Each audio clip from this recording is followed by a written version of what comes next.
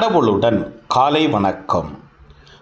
புனித லூக்கா எழுதிய நற்செய்தி 21 அதிகாரம் 1 முதல் 4 வரை உள்ள இறை வார்த்தைகள்.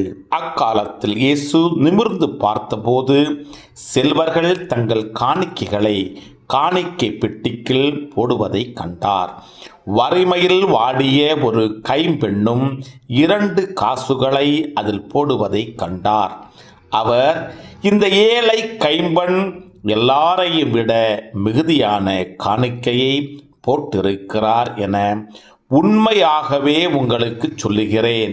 ஏனெனில் அவர்கள் அனைவரும் தங்களுக்கு இருந்த மிகுதியான செல்வத்திலிருந்து காணிக்கை போட்டனர். இவரோ தமக்கு பற்றாக்குறையிருந்தும் தம் பிழைப்புக்காக வைத்திருந்த எல்லாவற்றையுமே போட்டுவிட்டார் என்றார். கிறிஸ்துவின் நற்செய்தி. இந்த நாள் இனிய நாளாக அமைய வாழ்த்துக்கள்.